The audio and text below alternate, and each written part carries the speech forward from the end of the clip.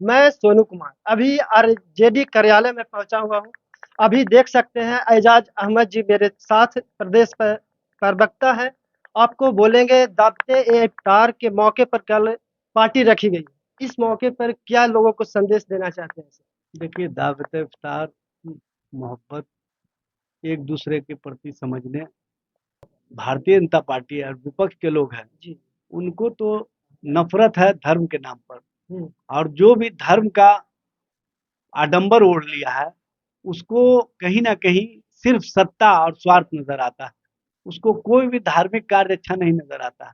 हाँ, उसको तब तक वो धार्मिक कार्यों को आगे बढ़ाने का काम करते हैं जब तक उससे उनको वोट और रोटी सेकने का मौका मिलता है। युवाओं को माइंड कन्वर्ट करके जो आपको बीजेपी ऐसा ला रही है कि लगता है कि वही धर्म का रक्षा कर रहा है, देखिए, युवा जो काफी ऐसा जो युवा के लिए काफी खतरनाक स्थिति को पैदा ये कर रहे हैं, ऐसा लग देखिए रहा युवाओं को है। जी। एक बात तो समझना होगा कि अगर रोजगार नहीं रहेगा, अगर आपके परिवार के बेहतर भविष्य के लिए आपके प्रति कोई सोच नहीं रहेगा, तो कहीं ना कहीं वो आपका इस्तेमाल करेंगे। सम्राट चौधरी अभी नए नए अध्यक्ष बीजेपी के बने हैं। वो बोल रहे हैं कि विधानसभा हो या लोकसभा, सभी में मेरी पार्टी पूर्ण बहुमत से अभी 2024 2025 में वापस आ रही है। इस पर देखिए, क्या बोलते सम्राट चौधरी जी हमारे ही पाठशाला के विद्यार्थी रहे हैं हैं? जी। और यहीं से सीख करके गए हैं। अच्छा। इसलिए वो क्या बोलते हैं, उनके बोलने का कोई मतलब नहीं है।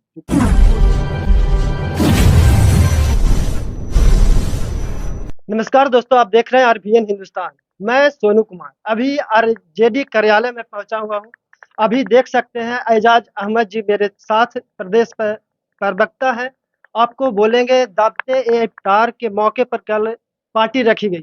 इस मौके पर क्या लोगों को संदेश देना चाहते हैं सर? देखिए, दावत इफ्तार मोहब्बत, एक दूसरे के प्रति समझने, एक दूसरे के धैर्य को देखने, और सबसे बड़ी बात यह है कि जो खैर सगाली है, जो सद्भावना है, जो समाज में भाईचारगी है, और जो गंगा जमुनी संस्कृति हमारा आधार रहा है, जो भारत अनेकता में एकता का मिसाल रहा है, जी। वो उसको मजबूती प्रदान करता है। और जो उपवास और रोजा जो लोग रखते हैं, उनके द्वारा जब समय होता है, तो किस तरह से रोजेदार रोजा अफ्तार के वक्त में धैर्य रखते हैं, समय की कद्र करते हैं, ये देखने की आवश्यकता है और ये समझने की आवश्यकता है। जैसे छठ के मौके पर हम लोग भी जाते हैं जो खरना का प्रसाद खाने के लिए, तो वहाँ पर जो शुद्धता देखते हैं, जी। जो बेहतर वातावरण देखते हैं, बेहतर माहौल देखते हैं, उससे लगता है कि समाज में ऐसे चीज़ों का प्रचार प्रसार शायद उतना ढंग से नहीं हो पाता है, जिसके कारण समाज में जो आडंबर है, जो नफरत है, उसको लोग बढ़ावा देने वाले सफल हो पाते हैं। और अभी जब तक आप एक दूसरे के धर्मों के कार्यक्रमों में, एक दूसरे के धार्मिक कार्यक्रमों को देखने के साथ साथ उनके साथ अपना समन्वय नहीं स्थापित करेंगे, अपना भाईचारगी नहीं दिखाएंगे, तब तक आप देश को मजबूत नहीं बना सकते। आप देश की मजबूती के लिए इस तरह के माहौल का होना आवश्यक है। और सर अभी जो बिहार सासाराम में जो कांड हुई है, इस पर विपक्ष लोग बोल रहे हैं कि अभी दावते इफ्तार जो मनाया जा रहा है, ये नहीं मनाना चाहिए। इस पर आप लोग क्या विचार देखिए, सबसे रख बड़ी सकते बात यह है कि जो भारतीय जनता पार्टी और विपक्ष के लोग हैं, हैं? जी। उनको तो नफरत है धर्म के नाम पर। हम्म। और जो भी धर्म का आडंबर ओढ़ लिया है, उसको कहीं ना कहीं सिर्फ सत्ता और स्वार्थ नजर आता है। उसको कोई भी धार्मिक कार्य अच्छा नहीं नजर आता। हाँ, उसको तब तक वो धार्मिक कार्यों को आगे बढ़ाने का काम करते हैं जब तक उससे उनको वोट और रोटी सेकने का मौका मिलता है। जैसे ही लगता है कि इससे रोटी नहीं सेक पाएंगे, इस पर हम वोट का राजनीतिक आधार नहीं तैयार कर सकते हैं, तो वो उससे पीछे हट जाते हैं। देखिए, सबको पता है कि एक दूसरे के धर्म के मामले में जो हिंदुस्तान है, जो बेहतर बगीचा है, इसमें सभी तरह के फूल खिलते हैं। और इस फूल में जो पंखुड़ियां हैं, उसको खिलने का मौका देने के लिए सबको कहीं ना कहीं एक माली की तरह सींचने की आवश्यकता है।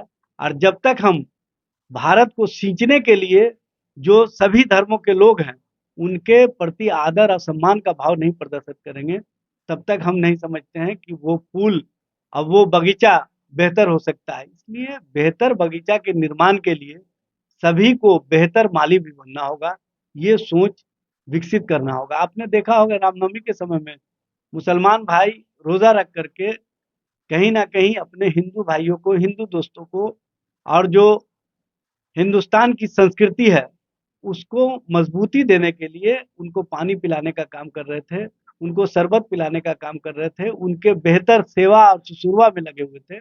ये स्पष्ट प्रमाण है कि कैसे बेहतर समाज का निर्माण के लिए, कैसे मोहब्बत भाईचारगी को बढ़ावा देने के लिए एक दूसरे के धर्मों के प्रति आदर का भाव प्रदर्शित करना चाहिए, ये सबको सीख लेनी चाहिए।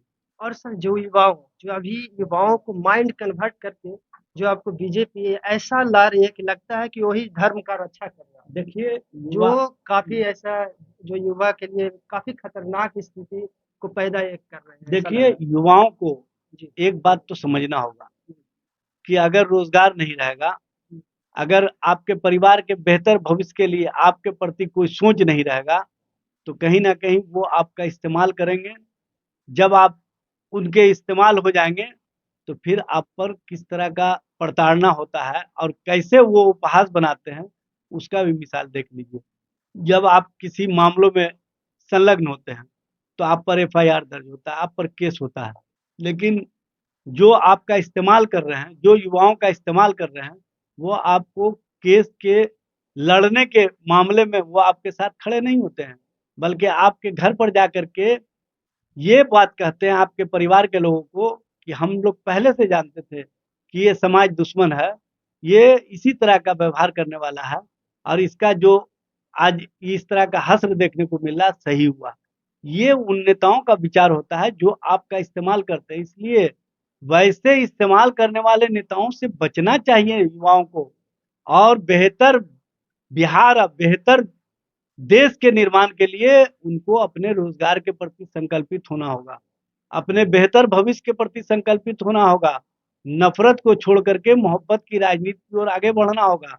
और जो सरकार रोजगार नहीं दे रही है उनको घेरना होगा, उनको कहना होगा कि हम तुम्हारे नफरत के व्यापार में, नफरत के माहौल में अब तुम्हारे साझेदार हम नहीं बन सकते हैं। हम नफरत छोड़ करके अब तुमसे रोजगार चाहते हैं, रोजगार कब मिलेगा ये बताओ।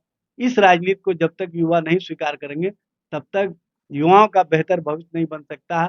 अब बेहतर जब युवाओं का भविष्य नहीं होगा तो बेहतर बिहार का निर्माण नहीं होगा, बेहतर भारत का निर्माण नहीं होगा। इसलिए बेहतर भारत के निर्माण के लिए, बेहतर बिहार के लिए युवा अपनी सोच को बदले और नफरत के माहौल से निकल करके रोजगार के माहौल पर आए, और रोजगार के लिए जो सरकार चिंतित आपके प्रति है उसके साथ खड़े हों और बताने का काम करें कि नफरत अब इस देश में नहीं चलेगा।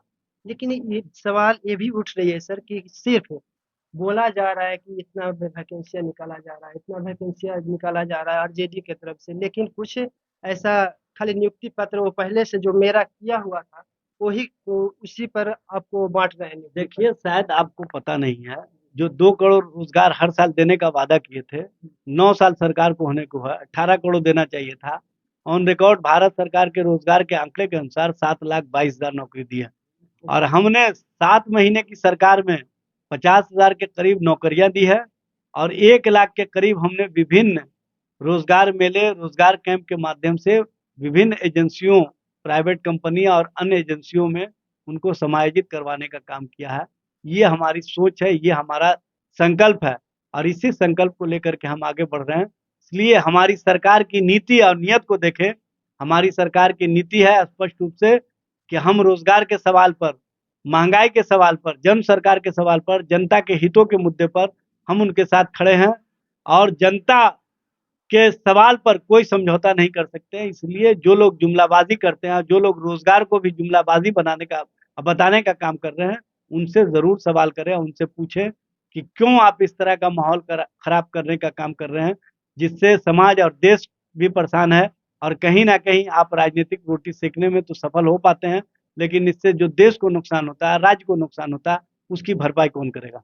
और लास्टली सर, जो सम्राट चौधरी अभी नए-नए अध्यक्ष बीजेपी के बने हैं, वो बोल रहे हैं कि विधानसभा हो या लोकसभा, सभी में मेरी पार्टी पूर्ण बहुमत से अभी 2024, 2025 में वापस आ रही है। इस पर देखिए क्या? सम्राट चौधरी जी हमारे ही पाठशाला के विद्यार्थी रहे हैं, जी। और यहीं से सीख करके गए हैं। अच्छा।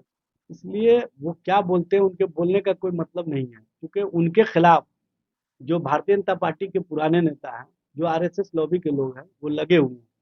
तो वो अपना स्कोर बढ़ाने के लिए इस तरह का बात करते रहते हैं, ताकि वो जो हमारे दुश्मन पार्टी के अंदर है, उनको हम छोटा कर सके। लेकिन एक बात मैं बता देना चाहता हूँ, चाहे वो जितना भी प्रयास कर ले, भारतीय जनता पार्टी के अंदर उनको स्वीकार्यता नहीं मिलेगी। उसी तरह से जैसे उत्तर प्रदेश में मौर्या के साथ किया गया, और कोई जोगी पहले से तैयार बैठा हुआ था, उसी तरह से यहाँ भी कोई जोगी तैयार बैठा हुआ है। ये संघर्ष कर ले, आंदोलन कर ले, इनके नाम पर वोट हासिल कर ले, लेकिन इनको सत्ता और सत्ता का सुख नहीं मिलेगा। इसलिए ज्यादा जो बोल रहे हैं, उससे पहले ये अपने अंदर को झांक लेते, तो समझ में आ जाता कि हम कहाँ पर खड़े हैं। तो देख सकते हैं दोस्तों, ये आज़ाद अहमद जी थे। तो ये प्रयास मेरा कैसा लगा? आरपीएन हिंदुस्तान को लाइक, शेयर, सब्सक्राइब ज़रूर कीजिएगा। तब तक के लिए जय हिंद, जय भारत।